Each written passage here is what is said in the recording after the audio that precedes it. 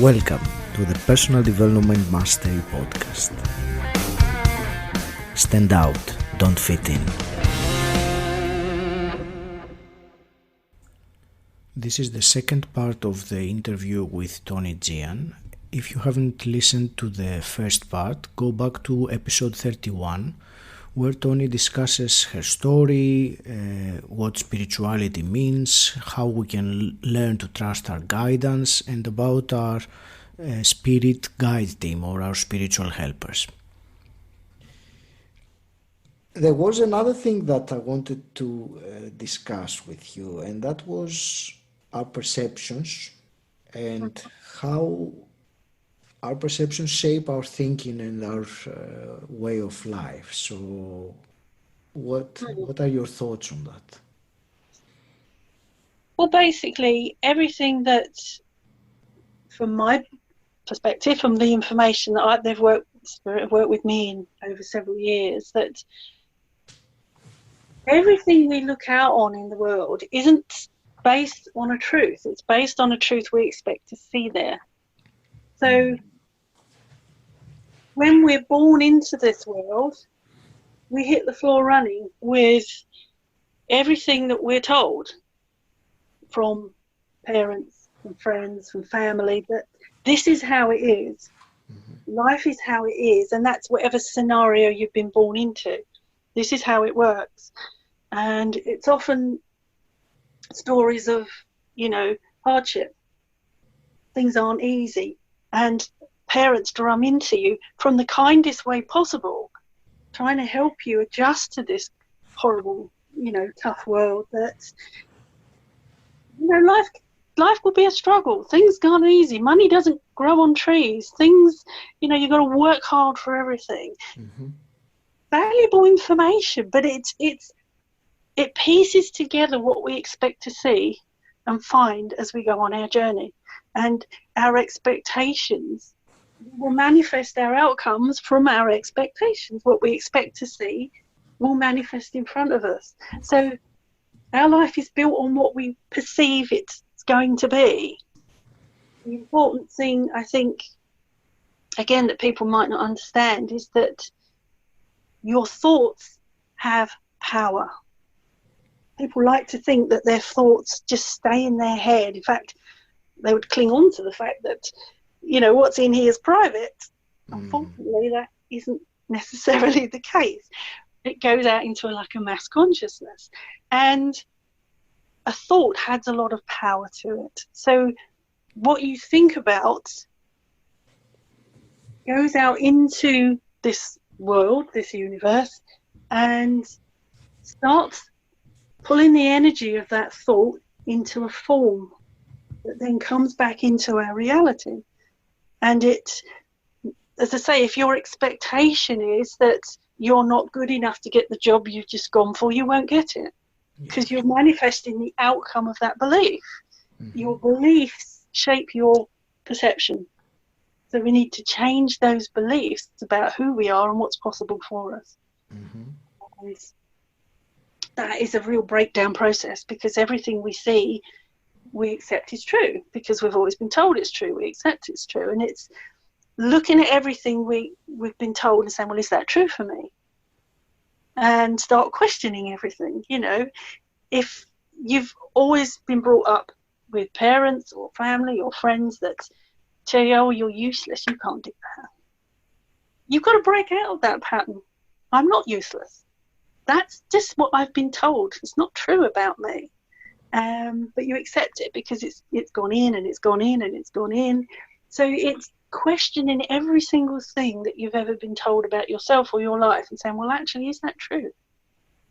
And you'll start realizing, no, it isn't. Because you start calling on that divine energy, which tells you otherwise and says, no, you've got more power than you think here. And it's like you were saying about connecting to that divine self earlier. We have cut ourselves off in that awareness. There's a lot of blockages to that. And we don't know it's there sometimes. We've got no idea about it. But it's a case of we see that which is greater than us as higher, up there, out there. It's separate. Mm-hmm. And what we need to start doing is realizing that we are that. People start, if you say to anybody on a spiritual journey, did you know that you are spirit in a physical form? A lot of people are already aware of that. They go, oh, yeah, I know that. It's old news, you know. When you start saying to people, you're not just spirit in a physical form, you are a divine energy, divine being. People start backing away from that. It's like, oh, hang on, no. That's higher than me. That's greater than me. It's almost like it's blasphemy to say that. But that is what you are. You are a divine energy. You're a part of the spark of the source. So you have that power and that energy, and it's connecting back to it, which starts breaking down the barriers to it. And that starts breaking down the perceptions we've already accepted about who we are and our limited availability of what we can have. Power of thought goes out into energy, and energy creates things. Because every single thing around us is pure energy, vibrating at a different rate, which makes it seem solid to some form or another. And if you want the energy of money, then it's just an energy. You can bring that into form, but you've got a lot of belief systems in place that stop you doing that, because you've been told money doesn't come easy, you know, blah, blah, blah, and you accept that as a reality. So there's a lot of breaking down processes to be done. Very difficult, but it can be done. And this is the time to start doing it. Looking out on the world and seeing things differently. So I would advocate to everybody to question or write down everything that they think is negative about themselves or the world, and then put a question mark next to it. Actually, is that true? Where did I get that belief from? Did I get it from my parents? Did I get it from my friends, my partner? Where, you know, is it my belief? And then you start really getting to the root core of where your beliefs are coming from, and that gives you the opportunity to change them. So that's great. Thank you. I really like the concept of questioning everything, critical thinking even, of and not accepting anything just because they say so. Because we have lots of tools, and not just mentally, but also emotions and instincts, all those things, to question and see for ourselves whether something's true. And I think it's part of human nature and our right. And the same, but many people don't exercise it at all, and they just get whatever they are told. And totally. shall we talk about the soul realignment? Okay, yeah. Which is how I first found out about you as well. So, yes, absolutely. do you want to? I want to start really by asking you for someone who doesn't know what that is. What's your explanation about what is soul realignment?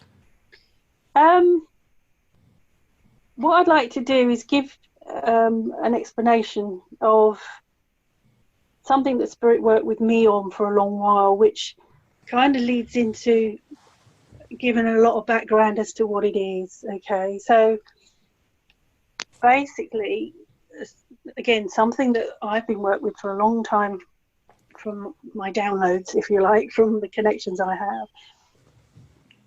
Something that's been a lot is this idea of what happens to us when we pass out of the physical form. Okay. And again, what I always say to people here, anyone listening, don't just accept this because I've said it so.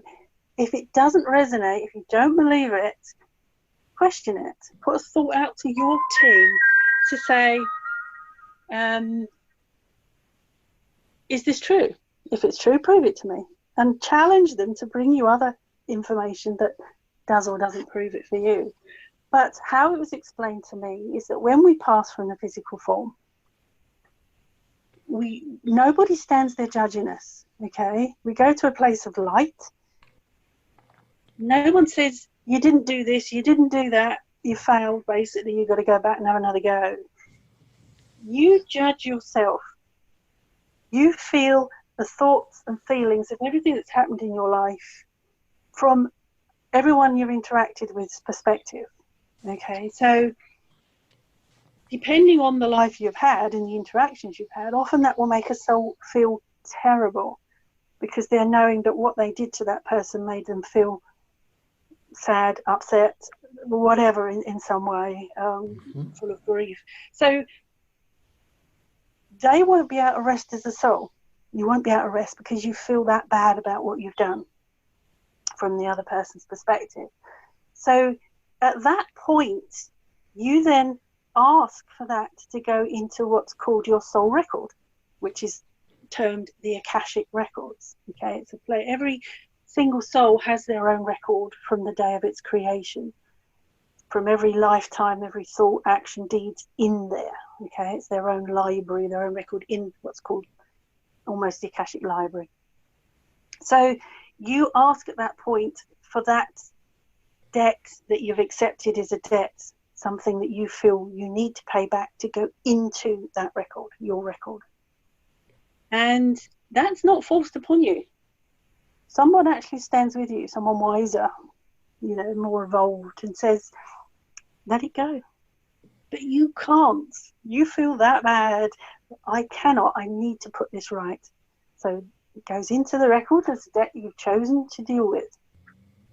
And in simplistic terms, you will then kind of sit down with that soul at some point and go, I can't rest. I need to put this right. Will you come back into a life with me so that we can put this right? And that will often require them to play a negative role in your life to create that balance. And often it's like, no, I'm not going back in there. But eventually you wear them down and say, all right, I'll come back with you. I'll play, Mr. Mrs. Nasty, whatever. But if I do that, one proviso, you must forgive me. Because if you don't, when I come to the end of my lifetime, I'm going to feel guilty. We're going to sit here and this is going to go on lifetime after lifetime, which is exactly what happens. Because once we come back, we forget all that. Mm-hmm. And we are the victim again. Everyone's being horrible, nasty, etc. And we withhold forgiveness because I can't forgive that. But the thing to remember is every single person that's playing out a horrible role with you, you've asked them to play that role because of something that you've done previously. And that's the only way I think we can get into this forgiveness issue. But from the soul realignment perspective, this is what soul realignment's all about. Over the course of all the different lifetimes, and we've all had several different incarnations, we've built up an awful lot of karmic debts that we've chosen to deal with, that we want to put right with these different souls. So they often have an energy statement attached to them from whatever was going on in that lifetime. So, for example, if say you did something that really injured or hurt someone, something like that, someone might have, there might be an energy of blame around that. Mm-hmm. So you carry that energy is attached to that piece of karma. So as you choose to deal with that, that energy comes with it and will start running in your energy fields, manifesting situations into your life that create blame. So you might always be the blame for something, or it can manifest in so many different ways. And there's so many hundreds of different energies that can be attached to these things: anger, fear, jealousy, rage, self-doubt, blame, guilt. You can go on and on and on. Yeah. Suffering is a common one that comes up a lot. where people have chosen to deal with something that has an energy of suffering. So they do really suffer in this lifetime, but they've chosen to do it. Mm-hmm. So soul realignment is the process that allows us to request the clearing of your Akashic record of all past life karmic debts, because that then allows you to literally get on and do what you're meant to be doing, whatever that is, in this lifetime, without being bogged down trying to keep dealing with the stuff from previous lifetimes. Mm-hmm. So it gives us the freedom to move forward on our journey and connects us back to that divine source. It takes away the barriers we've put in place and brings us that full connection back. And there's a lot of other bits and pieces along the way in that process that have created knock-on effects from the karmic issues. You know, there's all sorts of soul issues that get repaired in this process as well. So it's huge, basically. It really is huge. And you say you've been through the process yourself, and it's an ongoing process. I always say to everybody, this is not an overnight quick fix. Don't think all your problems are going to disappear overnight. They're not. But the root core of our belief systems, we've built a lot of our current life belief systems around those karmic issues being there. So when they get pulled out, we've still got to deal with our current life issues, but they don't then have the same power over us they used to, because they're not being fueled by those karmic debts. So it allows our divine self to start working with us, to start pushing us through those old belief systems and breaking them down. And it really does start to flourish our awareness, and that's the key thing, really. It puts us back in that awareness. So anything that doesn't honor you, anything that not working for you in your life, it will bring it up to be looked at. It will go, come on, this isn't working, let's look at this. And it's important, if you have soul realignment, to ask for soul realignment is to ask for change, basically. To then go with the flow of change. If we resist change, we're fighting ourselves, because change is being brought for us because it's holding us back from living a divine life. Peace, joy, fulfillment, abundant purpose. That's the default life we should be living as divine beings. So anything that blocks us from that will be looked at. And that can be a long or slow process, depending how quickly we're prepared to go with the flow of change. So otherwise, you know, a situation comes up, our divine self's pushing us to make change, we're digging our heels in, refusing to change. So the situation's going to spiral up until we're forced to make change. So it's a process that just brings us back into a lot more harmony with who we are and clears away the issues that prevent us from moving forward. It's the reason we're only getting this now is that our level of awareness has only just got to a point where we can understand this. We've not wanted to keep watching us coming back here, drawing all this pain and suffering to ourselves, but they've been putting a lot more light and love into the planet to lift its vibration, to lift our vibration with it, so that we can understand this and use it. And we're at that point now, which is why they're trying, you know, a lot of souls that are ready for this are being nudged towards it, and they're finding it. So it's something I'm really passionate about, because I've seen it working in people's lives. So yeah, again, it was something I was nudged to do. I saw it advertised and I went for it because I thought I must do this. It was just that inner knowing I had to do it. Yes. And it backed up everything I'd ever been taught from Spirit and took it a step further. So yeah, fantastic. Yeah, and I told you earlier before we started recording that my experience from it was, even though it's difficult to put it into words, but I feel a feeling of lightness, which is the best way I can describe it. That's something which I can't really explain what it is exactly, but it's like something, a burden, if you wish, is gone. Yes. And that really makes me happier, more trusting in the process of life, certainly not afraid of change, which as a person I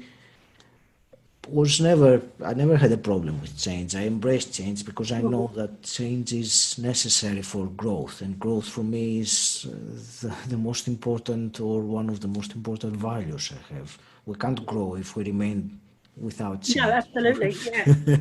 It goes together. So, of course, yeah, I understand that many people are afraid of change because with it brings the unknown, it brings uncertainty, and all these things can put someone off because there is a part of us that wants certainty, to know what's going to happen. Yes. But Yeah, we see that's the on a rugged basic shape. level. Yeah. Yeah. Yeah, definitely.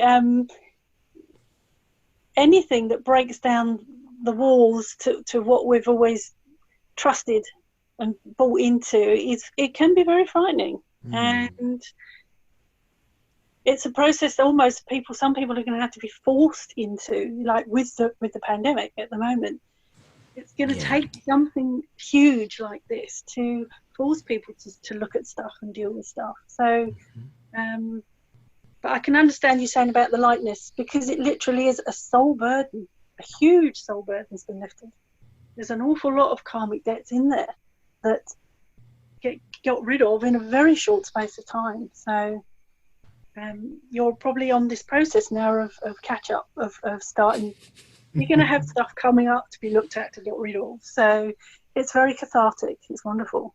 I'm looking forward to it. Toni, from your experience with the people you've done this process with, how long after does it carry on? So what do they tell you? Is it even after years or something they tell you that, oh, there are still three things happening or change or... Yes. I've been doing this for about 3 years now. And Okay. some people it's taken a couple of years for them to actually start running with it. And they've come back to me after a long time, the people that had it done originally, and said, I didn't think it was working for me at first. I didn't see anything. I didn't feel anything. But now, bang, all of a sudden, everything's changing. But often there was a lack of willingness to go with the flow of change. People say they want change, but when change presented to them, they're not quite so willing to take those steps. Yes. And the thing is, your divine higher self that you're connecting to will have the next steps in place. It won't always show them to you. Sometimes it's going to be a bit scary. Sometimes you're going to think you're being forced to take a leap of faith and you can't see what's ahead, but you're being challenged to trust, because it loves you, it cares for you, it wants the best for you. It's not going to leave you hanging. It's not going to leave you dangling.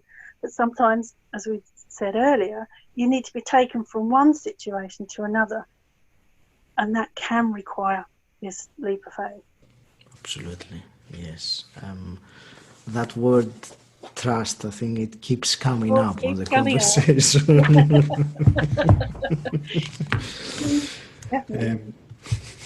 I just wanted to, really quickly going through, I had some notes from my process, your reading from my Soul Realignment. I think that trust, I can't find it now, but that trust word was underlined quite a few times. Maybe as in the other term of it as faith, but still for me it's the same. Yes. Toni, I wanted also to ask you, it's something that I read on your website, that you have been tasked to get this knowledge out into the public domain, the spiritual message. So how do you realize that? Is it something, again, like a message or a download, as you said? It's a dawning awareness that comes over you. Having had all this information, I used to just sit there and go, wow, this is incredible. I didn't do anything with it. And it was almost like I was getting this bang on the head going, we're giving you this information because we want you to get it out. It's like, oh, right, okay. Light bulb moment, you know. So, and I know that when I start then putting these guidance together and things, and putting these workshops together, things start flowing. Like I literally start writing down what I'm going to write, and suddenly 40 page later, you know, all this stuff's there about what I need to put in the content, you know. So it's, again, we're going with the flow here, and knowing that I've got to that point where I absolutely know it's going to be there. If I get the nudge or the urge to do something, it will be there for me to do it. And one of the early trust things that came up for me was when I was at the spiritual church. I used to sometimes be asked to stand up and do what's called the divine service, where you give a little address to the congregation. Yes. And on some spiritual thing. I would never take any notes in. I would trust that I would be given something to say on the day. And that was at the very early stages for me. So that was a big issue for me. And it proved to me then, because sometimes just before I went on, I thought, I don't know what we're going to talk about here. But then I knew that when I got up there, something would trigger and then we'd be off, you know. So again, if you're being put in that position, any position that pushes you out of your comfort zone, if you're offered something, say yes and worry about it afterwards. They won't give you anything you're not capable of doing. Okay? And yes, it might push you out of your, you know, where you're really comfortable, but once you've achieved it, you're going to feel over the moon. And that's going to then open new doors and new pathways. And you will be able to do it. And you will get that help to do it. If it's been brought into your sphere, especially if you've been asking for help, and then suddenly this thing comes up. In the past, you might have gone, oh, well, I can't do that. Shove that away. Shelve that one. Let someone else do it. No, I can do that. And it's taking this I can do attitude and going with it and say, yes, no, I can do that. And even if you're sitting there thinking, oh no, what am I going to do? You can do it. So again, here we go. Trust. You've got it. Everyone's got it. Yeah. And getting out of the comfort zone and doing things without knowing for sure how you'll be able to do it is the key, for me, the most important ingredient of personal growth. Yes, absolutely. I mean, all the lovely people you've had on, that's going to be a key theme going through it, isn't it? You know, you've got to go with what you feel's in here and let it guide you to what's coming forward and grab it and run with it, because it's an opportunity. If you miss it, it could be a long while before it presents itself again.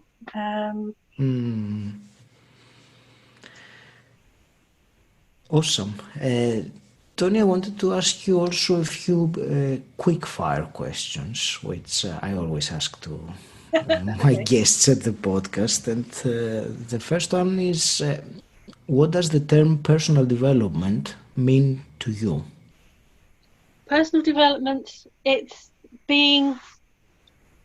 expanding our awareness of who we are and encompassing that to help us look at life and deal with life from a different perspective, basically. To leave us in a better place than what we're in now, in our minds and our hearts, in some way or another.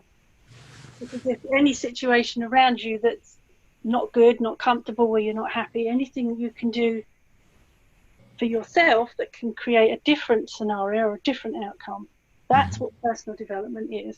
But for me, it's calling on that spiritual aspect to do it as much as the physical.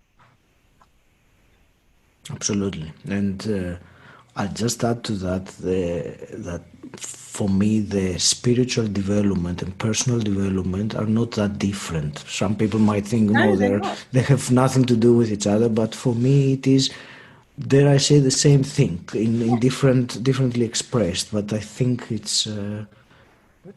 It's exactly the same thing. Yes, totally. Yeah. Development is development. Whatever term you're putting on it, if you're not that way thinking, you're still using that inner ability to change things. And then it changes to where you're seeing it in the world. So yeah, totally the same. Toni, if you could go back in time and meet your, say, your 20-year-old self, what's the one piece of advice you would give her? I think to trust in my own self and what I believe. I allowed myself to be misled a lot of the time in different ways over different scenarios in my life. When I knew better, and I had that nudge even before I was spiritually aware, I'd get a feeling not to do something, but I'd go along and do it anyway. And my advice to me would be, don't worry about what other people think. Don't worry about what other people say. Go with what you know is absolutely right for you. Very much. Great. And if you, let's say you had a magic wand and you could change something in the world as it is today, what would you change? I'd put a blanket awareness over everyone so that they could know who they were. And that change would come from that. So I send it out all the time. I'm always sending out that light into the hearts and minds of everyone. But I would like, if it could literally, with a magic wand, if everyone started waking up, that to me, that's where change comes. That would change things very much rapidly, wouldn't it? Very rapidly, yeah.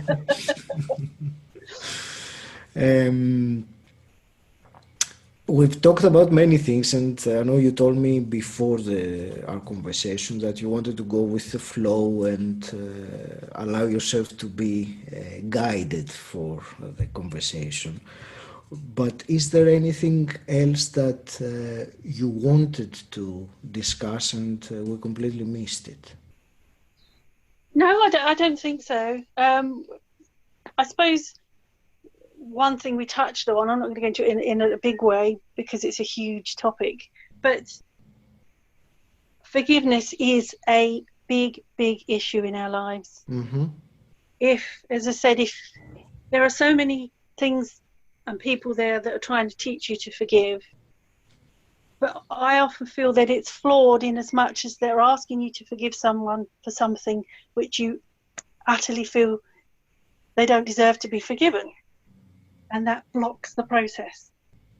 So you've got to see things from a higher perspective, I feel, to be able to allow yourself to forgive. So what we was explaining earlier, if you can try and think of everyone in your life who's caused you pain, suffering, heartache in any way, and just see it from a higher perspective, that you asked them to play those roles and you promised at a soul level you'd forgive, because they're only doing that because you wanted to pay back for something that you'd done to them that made them feel that way. And that then releases you and it releases them, and it breaks that need to keep going through that cycle, because it's difficult to do, and some people are not ready, because some people would say, I would never have chosen this, and I can understand why they would say that. Some of the really difficult negative things that go on, you'd probably be vilified for trying to say that, but it is the reality, and you are going to feel that weight if you cannot release. It's going to burden you because at a soul level you promised to release it. And if you just surround that person in light, you don't have to speak to them personally, just surround them in light. Just say in your mind, thank you for the role you've played. I asked you to play it. I thank you for doing it. I release you. I release me. You don't have to be chummy with someone. You don't have to be friendly with anybody. But you're just acknowledging what you came to do. release, and you're going to feel so much better. You're going to feel so much lighter, because it's like a poison sitting in there, and it's going to fester, and it's going to manifest. It's going to create illness. It's going to create pain, because you're not seeing it right. Purely that you're not remembering what you promised to do. So anyone who can get anything from this that connects them to that higher awareness, to me it's the only way you can ever feel you can forgive, is to understand it that way. So that's really an important point for me to leave with people. Thank you. Toni, how can people connect with you and find out more about yourself and what you do? We have our website, which is sunflowerangels.com, and obviously at the moment I do lots of workshops and things on something called Living Beyond Perception, which helps go through this whole process of breaking down the perceptions of what we see up to the reality. That's like an all-day workshop, and I do learning the tarot workshops and things. But I'm now, while during this lockdown, I've been trying to turn them into online courses, and I'm currently working on the Living Beyond Perception one to make that an online course. I've got the tarot one out there now. So you have it on Udemy. There is one on Udemy, but there's also also something there. Yes. Okay. Yes, there's also a lot of our services are on the website. They're on our Etsy shop. So yes, normally you would be able to have workshops and things like that. Soul Realignment, I don't need to see you. It's done on I do a lot of international ones, so I can't see people anyway. So I make an MP3 recording of my findings, and I send that across with all the documents from all the details. So that's something I can do during the shutdown. I don't have to physically see somebody. I have to have permission to access someone's record. So they have to give me all that permission. But yes, anything like that can all be found. And I've actually, again, during this lockdown, you came to a presentation I gave you about Soul Realignment, because I like to do those because it gives people a good background understanding of what it is. Yes. I've actually made a video of that presentation now. Oh, that's great. I'll put that on YouTube, which connects from the website. So if people go on Soul Realignment, they'll be able to click on it. It's about an hour long, but it is a big issue. So if you want to do it, you really need to take the time to sit and listen to see if it's right for you. Exactly. And that's what you were telling me, that you do it when and if it feels right for you. Otherwise, you don't do it. No, absolutely. That's fantastic. Toni, I really want to thank you from my heart for this conversation. I really enjoyed it, and there were so many things that you shared, and I really appreciate you sharing all this and your time. I wish you all the very best with your spiritual journey and your mission to share this out to the world, and hopefully this podcast will be one of the ways that will assist in that. Any parting words from you? Well, basically, just thank you so much for inviting me on and giving me this opportunity to share these thoughts.